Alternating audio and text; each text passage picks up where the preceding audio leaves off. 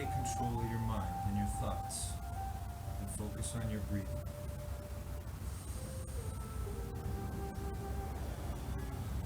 Feel the power of you, the real you, controlling your breathing.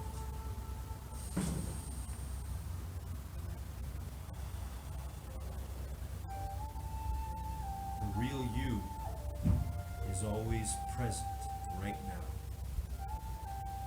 You are more powerful than you can ever begin to imagine, because you get to focus on the greatest gift ever. Now, your presence, where your attention is being drawn to now, no matter what's going on outside your mind.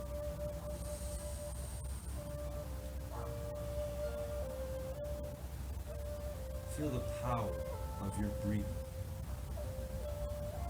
There are astronomical numbers of things going on in one breath. That's how powerful you are. That's how powerful your determination is. So let's use that power. Let's use that third eye, that mind's eye that we all have. Let's use it right now. And let's see ourselves doing the best we can on all the stretches and exercises today in our gym period. Gym. G-Y-M. Grow your mind. And here we are in the gym of life.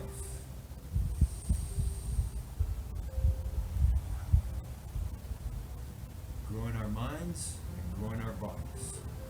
Taking control of what we truly are. Simply being. Human being. The most powerful energy thing in the universe. That's who you really are. So see yourself right now. See it in your mind.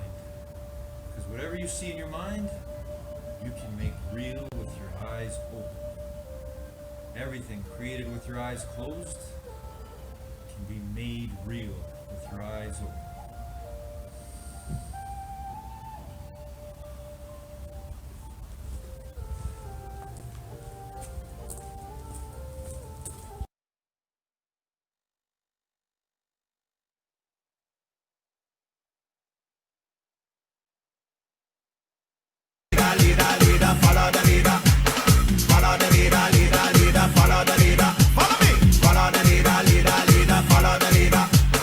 Follow the leader,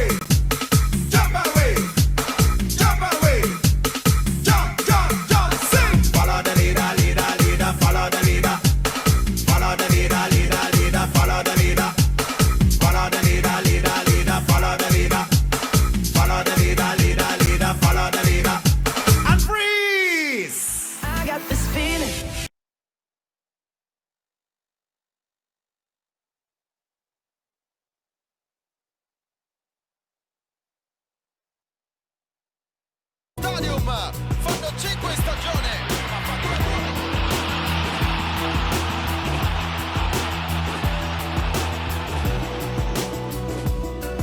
to the center.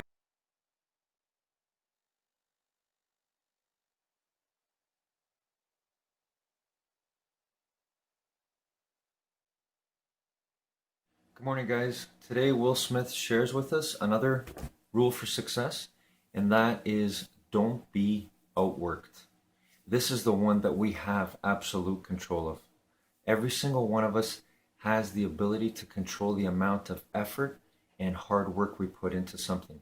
So Will Smith says that that's the one factor for him that has made him so successful.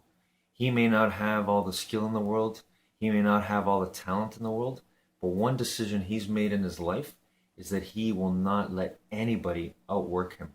And it has spoken volumes for his success in all the things he's accomplished. So I challenge you to think about that in your life.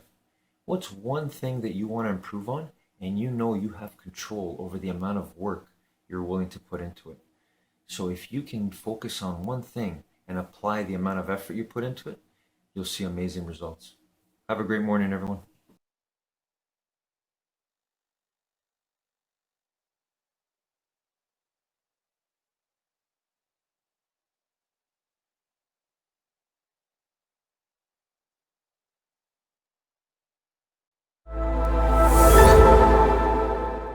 Today we're talking about friendships, and it was cool to be able to be around my friends, man. I have pockets of friends. You guys probably know what that means. Like I have my professional business current friends, we'll call it. Then I have like the friends that I've known for 27 years. I have my friend that's my wife. I have all these different amazing friends, right? But there are ways these all navigate and merge together. And so today I want to talk about those because here is my true belief.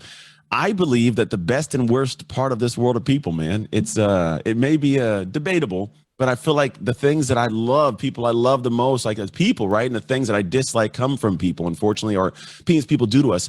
But I don't know if we ever navigate this properly or we have any idea of the best way to look at what goes on. Because here's what I do know. When I am operating consistently in interaction with my best friends, the people around me, life is enjoyable to levels I cannot explain.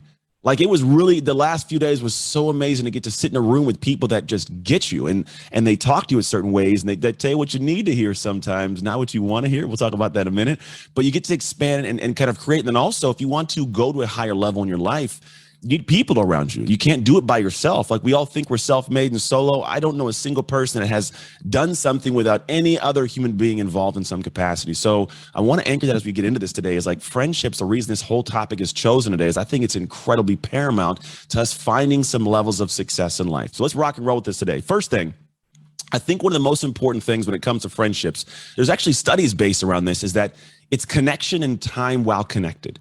There are actually studies that show that the longer you spend of time with somebody, the closer you get bonded to them. And I think that there's this perception of if you're just around them, it's just all of a sudden if I put a clock on at 60 hours, you're my best friend now. Like that would be weird. Like you can't put a clock on something like that. But do keep in mind, you need to be in proximity to certain people for a period of time. So if you're wondering, why don't I have great friendships? Well, ask yourself, are you investing in actually setting up time to hang out with people? People who are introverts, I found, like they don't like to go out and be around a lot of people and wonder, why don't I have friends? Well, because you want to only be around you. Like if you want to have great friendships, go and be around people. And what this may look like is some discomfort of setting a lunch date or a dinner date. Maybe you don't go, in a whole group, it's just you and that person, or you go hang out and do something you guys are both interested in, right? Common interest is a big thing with friendships, but you actually have to get to the point of spending time with people. It's a big, big piece there. So if you have an area on the top of your paper right now, say, I got to spend more time with people I want to be friends with. And it might be awkward at first. Maybe it's the soccer mom that you guys bring your kids to and from all the time. You have great conversations while you're at practice or games, but outside of games, you never talk. Well, be the weird person that says, hey, Susan, do you want to go for a coffee in the morning? Sure, let's go. After we drop the kids off, right? Create the moments that create time to create good, deep, bonded friendships. And I promise you'd be surprised. A lot of people probably need that just as much as you do. So it's not that weird. They're like, oh, I'm so thankful you took me out to tea because I've really been wanting to have a crumpet with you. Tea and crumpets. I don't know anything about them, but I feel like I throw it in there. Anyways, I'm a tea guy. I don't drink coffee, by the way. Now, the next part of this is when you're with these people, what do you do?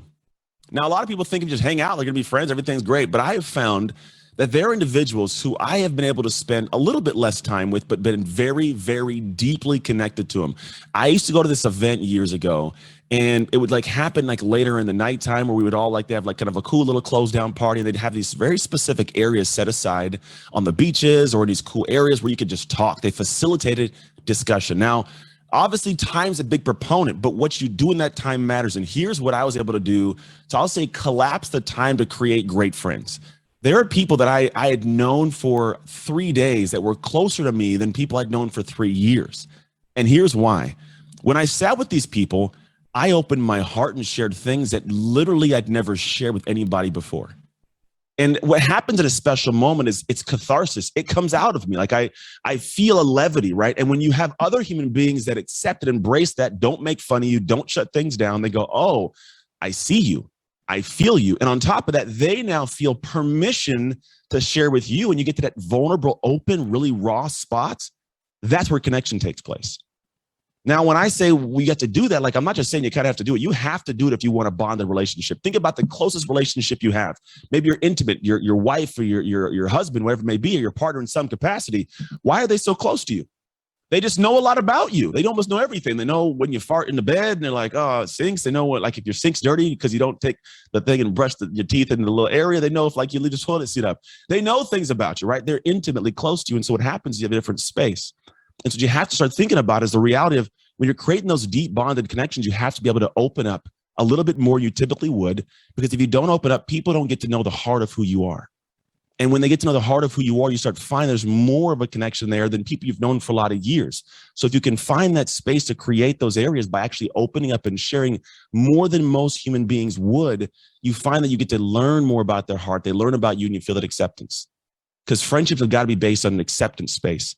Like the friends that I have, we have real conversations. We open up and talk. I've got friends that I've known since I was in second grade, like a core group of my friends from Jason, Nick, Kevin, Jeff kind of floats around in the circle there, but like second, third grade, we've been friends and we know a lot. We've gone through all the journeys of the ups and the downs. I've supported them through different levels of relationships, different levels of friendships, parenting and kids. We've just been there. So if you think about the time you have to spend with somebody's got to be there, but what you do in that time, in fact, heavily matters. So you got to focus on choosing to spend time and allocating it, but opening up while in that moment with them. Because if you don't do that, you pull punches, you don't share certain things. Well, what ends up happening is you have this disconnected kind of relationship where you're there, but you can't open up.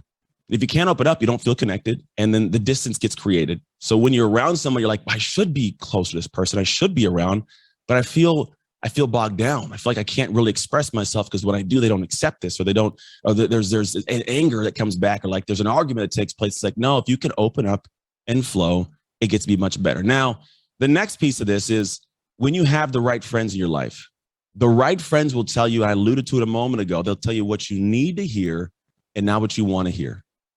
Because if you're honest with yourself, there are a lot of things that you might know are kind of like the depths of going on. But when somebody tells it to you, one of two things takes place. Either one, your ego rears up. You don't like to hear this. So what you do is you get into this argument to defend your ego, to defend your current identity, because you don't want to have anybody see you sweat, right? And if you have friends that hear, like when they say something to you and you take it in an abrasive manner, well, what happens is they stop telling you things. They stop sharing things with you. They stop opening up, and now you feel that separation create a space, right? But the reality is you need to be in a place where you can actually hear the things that need to be told to you, not just what you want to hear at times. And it is hard. Some people, like they have this desire to do it, and when somebody tells it to them, like they'll embrace it, and some will take some time to embrace it, but they'll eventually go, you know what? I was wrong. You're right. I get this. And they'll bring it in. And then some people will never do it. Some people will just continue to keep beating their head against the wall, and people look at them and go, man, I keep saying this person just won't listen. And then after a while, you start feel that person stop telling you things, stop sharing certain things, stop opening up in certain ways. And it creates this space that doesn't need to be there, but it's there because you didn't want to hear what needed to be heard. And so you have to find people in your life that are not the ones that are like just only celebrating and rah, rah, sis, boom, bop. They're actually telling like, hey, I see this. So you might want to work on, and in that space, consider working on it and not have the ego rear up and go, well, the only reason I'm doing it is because you're telling me to. Well, maybe they're telling you and you should do it, even if they're telling you to do, if that makes sense. So think about this. And these are some, if you think about it, it's kind of some interesting things that I'm talking about friendship wise. I mostly would think like, oh, on a friendship conversation for Growth Day, we should be talking about all the chummy stuff. Well, This creates the chummy moments. This creates those non-elephant in the room moments when you're able to talk about these very specific things. And then here's the other piece that has to take place when it comes to a friendship. The friendships that I have, no one keeps score. The best friendships I have, no one's keeping score on who did what and how we did this and how it took place. It's never a scorekeeping situation.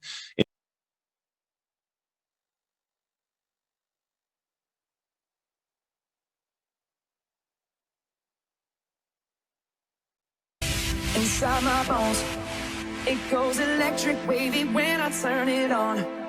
Off of my city, off of my home. We're flying up, no ceiling when we in our zone. I got that sunshine in my pocket, got that good soul in my feet. I feel that hot blood in my body when it drops.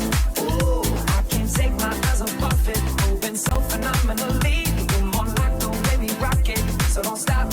And under the lights, when everything goes, nowhere to hide when I'm getting you close. When we move, well, you already know. So just imagine. Nothing I can see but you when you dance, dance, dance. Feel the good creeping up on you. So just dance, dance, dance. Come on. All those things I shouldn't do, but you dance, dance, dance. And ain't nobody leaving soon, so keep dancing. I can't stop the feeling. So just dance, dance, dance. So just dance, dance, dance. Come on. Dance, dance, dance. Come on. Dance, dance, dance. Come on.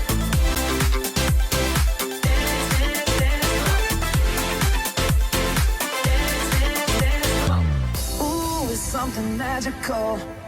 It's in the air, it's in my blood, it's rushing on. I don't need no reason, don't need control. I fly so high, no ceiling when I'm in my zone. Cause I got that sunshine in my pocket, got that good soul in my feet. I feel that hot blood in my body when it drops. Ooh, I can't take my eyes off it, moving so phenomenally. You're more like the way we rock it, so don't stop, stop, stop. Under the lights when everything goes, nowhere to hide when I'm getting you close. When we move, well, you already know. So just imagine.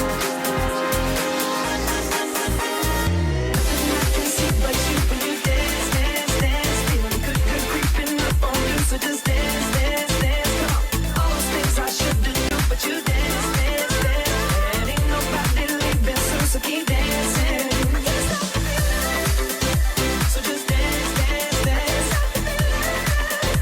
So just dance, dance, dance. Come on.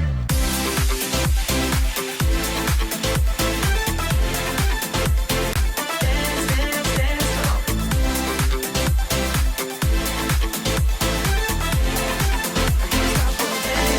dance. Come on. Nothing I can see but you when you dance, dance, dance. Feel the good up on you, so just dance, dance, dance. All the things I shouldn't do, but you dance, dance, dance.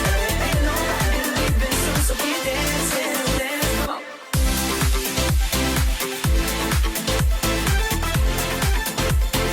Dance, dance, dance. Come on. I wanna do the two-step, then cowboy boogie.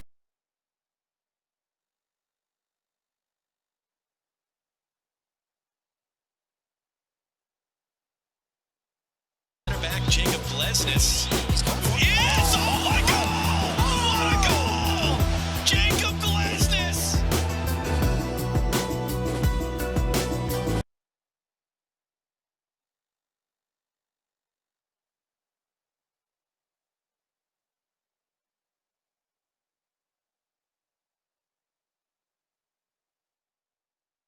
Good afternoon, guys. Determination is the guarantee to your success at anything. If you apply the spirit, the energy of determination, it's really the willingness to put in the amount of work to achieve something. You will have it. It may take a long time, but it will be done. As a human being, you're the most powerful thing in this universe, but it just doesn't happen at the snap of a finger. You have to be willing to put in the day in, day out, choice by choice effort required to achieve what it is you're looking for. And I would challenge all of us to continue to apply determination in finding and bringing out our true greatness, the real true great thing we have inside of us. And if we do that, we're going to see some profound changes in our life, and we're going to enjoy the process as we go along. Have a great afternoon, everyone.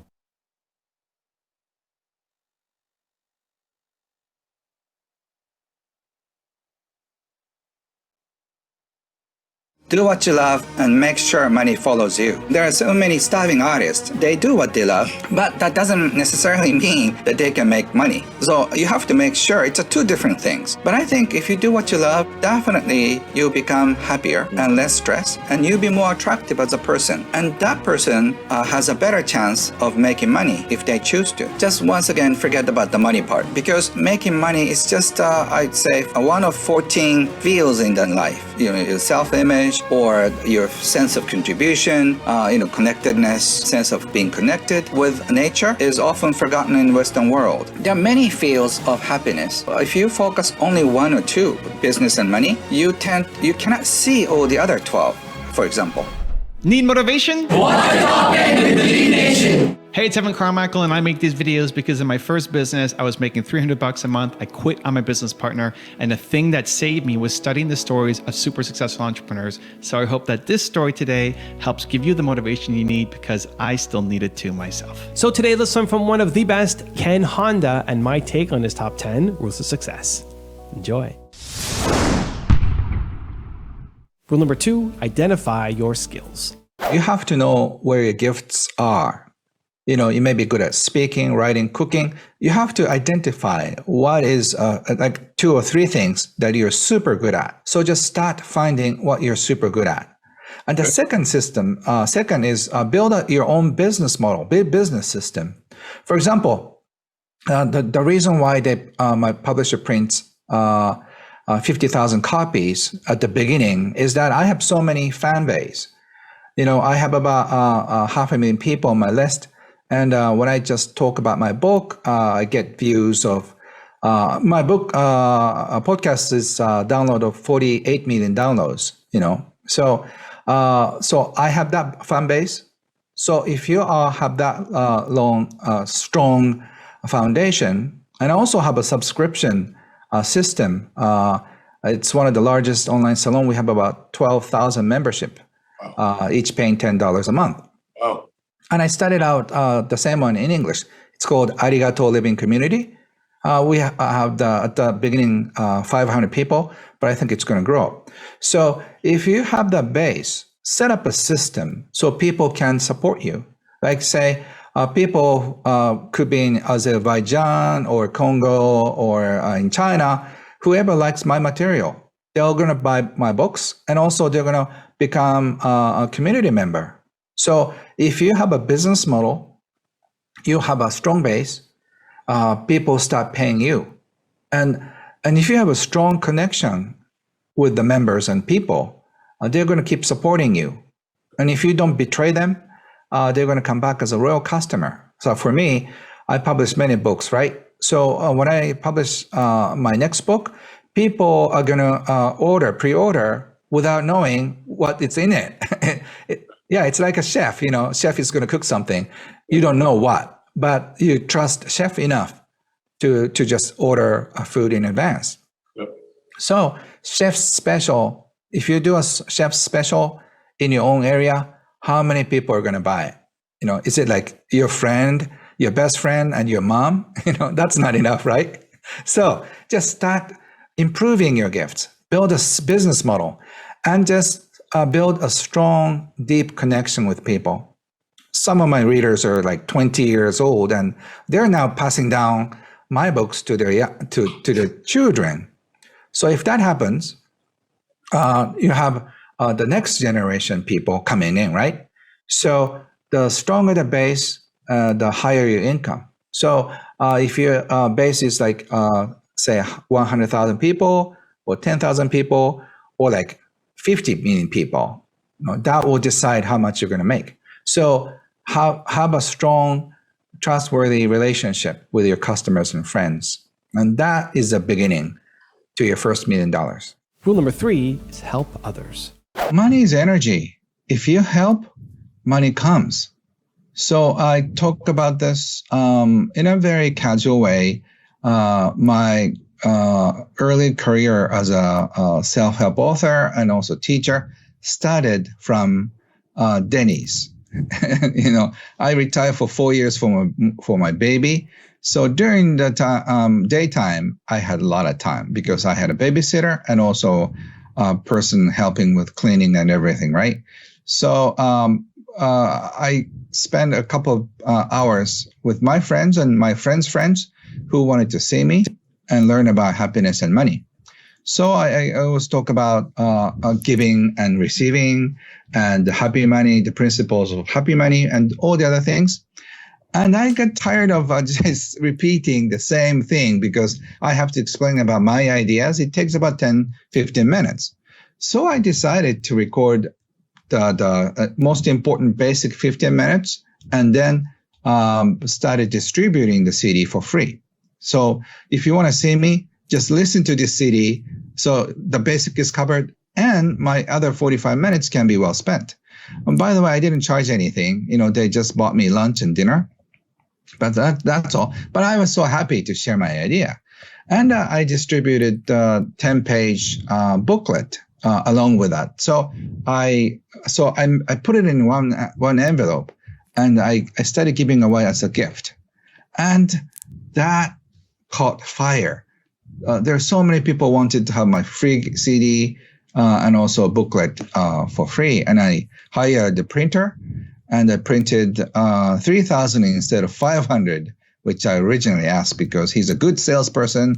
And he said it goes, the cost of printing goes dramatically low if you print 3,000, but he didn't tell me how many boxes it's going to be. So been there, done that. A lot of boxes. He didn't tell me, and but so I was so upset, and I apologized my wife for making a mistake in placing an order. And I said, I'll promise to get rid of boxes in 3 months. And she smiled and said, 1 month. Boxes out or you out? Okay. And I started giving away my booklets and people really loved it. So, and next time I printed another 3,000, another 5,000. I became smart enough to have a storage unit somewhere. And I hired one secretary. I was so happy to do that for free. I didn't charge anything. I had some money from investing, so I started spending the money. And by the time I gave away 100,000 copies, a publisher called me and they asked me to write a book, which I said no, because I wrote everything in this 26 pages. I don't think anything else will come out. But he said, but you have all the time in the world. Why don't you sit in front of your computer? Something may come out, which I did, and then a lot came out. So by the time I finished my first book, 3 more books came into my head. And the rest is history. I published about 200 books and sold more than 8.5 million copies so far. Rule number 4 is use your money well. Everybody can.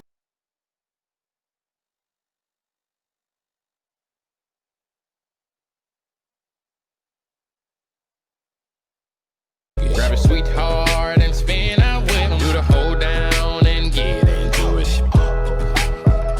Take it to the left now and dip with it. Don't throw down, take a sip with it. And lean back, put your hips in it. Let's have some fun. To the left now. To the right. Now take your left hand and put it on your side. Gon' roll your shoulders. Do the slip and slide. This next part's my favorite part, cause it's time to shine. Gonna do the 2-step, then cowboy boogie. Grab a sweetheart and spin out with him. Do the hold down and get into it. Take it to the left now and dip with it. Don't throw down, take a sip with it. And lean back, put your hips in it. It's simple, you can do it.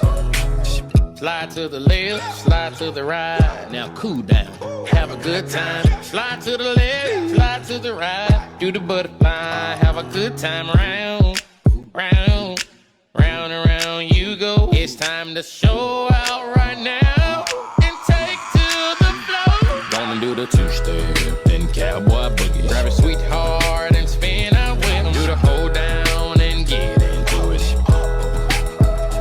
Take it to the left now and dip with it. Don't throw down, take a sip with it. Now lean back, put your hips in it. Take it down now, take it down now. Take it down now, take it down now. Bring it up now, bring it up now. Bring it up now, bring it up now. Take it down and crisscross. Bring it up now, crisscross. Do whatever you like right here.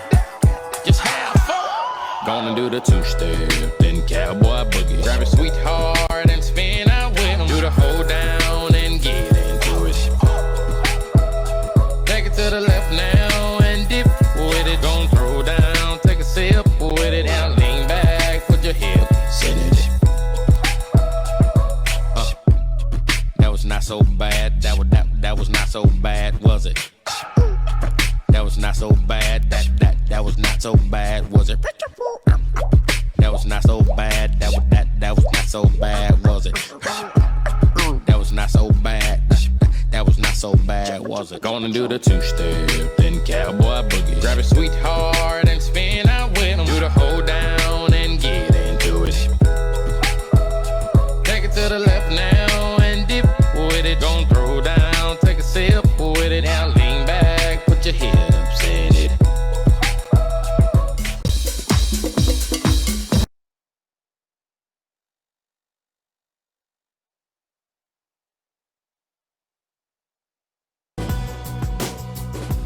Throws from distance. Stunning strike. Moment of magic. And it makes it 2-0.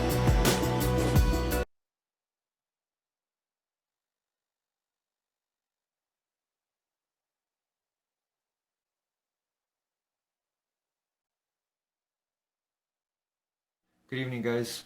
As we go on our path to developing infinite mind wealth, I want to share with you an example from Will Smith.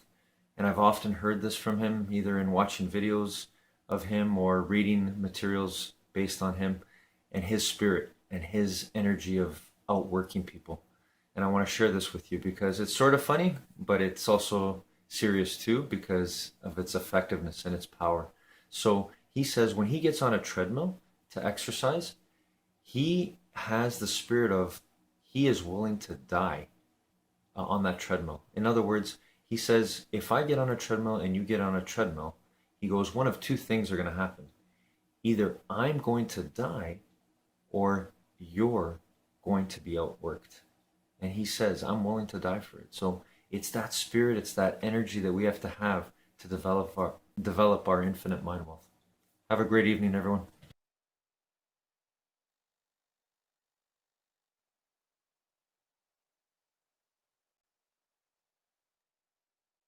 I want to know, how have you evolved in your relationship with suffering and discomfort? So think about it, when I say suffering, people cringe. It's not about suffering how people may look at suffering. Like you have to just go to a place that just every day of your life is suffering. You have to tap into suffering every day of your life because we have so much scarring that we have to clean up. You have to look at suffering as almost like I look at failure. To succeed, you must fail. In failure and in suffering, all the answers are in there. All the answers to all the test questions. The test is your life. All the answers are in there. You don't have to live in suffering and pain and failure all the time. You have to learn, I need to visit it. Like people hate working out. You're only gonna visit working out maybe an hour a day. 23 other hours of the day, you're not in it. But how you become in shape is you must visit suffering, visit your past failures 1 hour a day. The relationship with it is the answers are in there. They are in there. Within the suffering, go in there, and I call it the live autopsy. The live autopsy, how you find out someone died, they crack you open after you're dead. Need motivation? Watch the Top 10 with Believe Nation. Hey, it's Evan Carmichael, and I make these videos because the thing that saved me as an entrepreneur was watching the stories of other successful entrepreneurs, and I learned from their advice, I learned from their motivation, and honestly, I have no idea where I would be if I didn't have those videos to inspire me.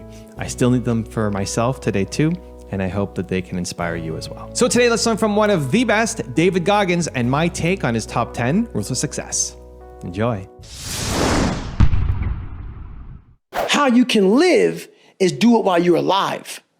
Go back in your brain, crack it open while you're alive. Don't wait until you're dead to figure out why you died. Do it while you are living. Go in there, go into the suffering, go into the pain of your life and say, why did this suck for me so bad? Why am I afraid of all this stuff?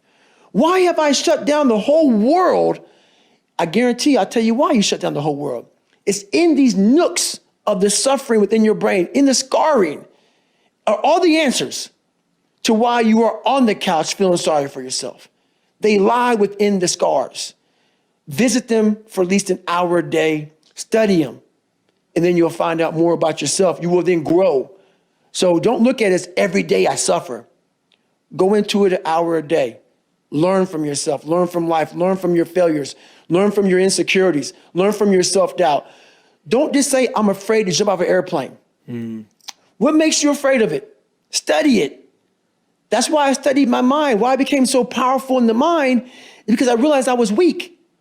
So instead of running away from the mind, I dove into it and said, what is making me weak?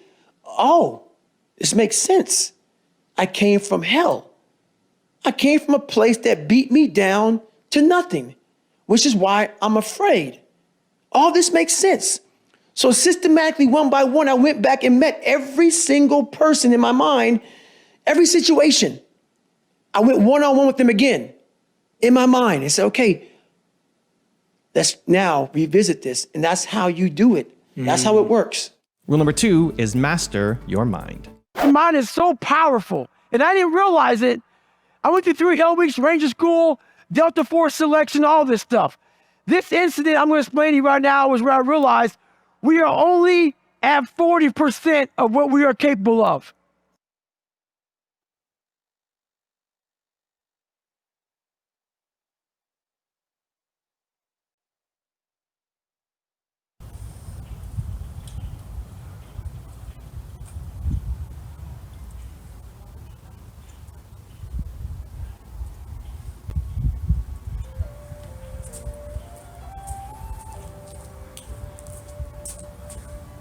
And we end as we begin.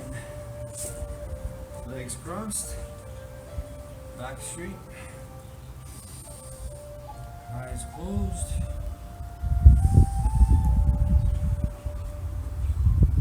Breathing in through our nose and out through our mouth.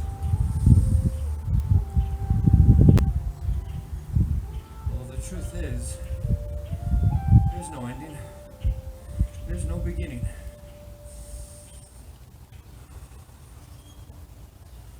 Today we started, beginning like we always do,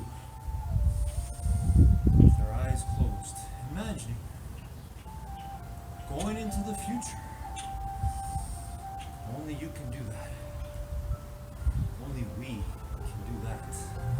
It's all possible through the power of our mind and our thoughts. But we have to control that mind and those thoughts.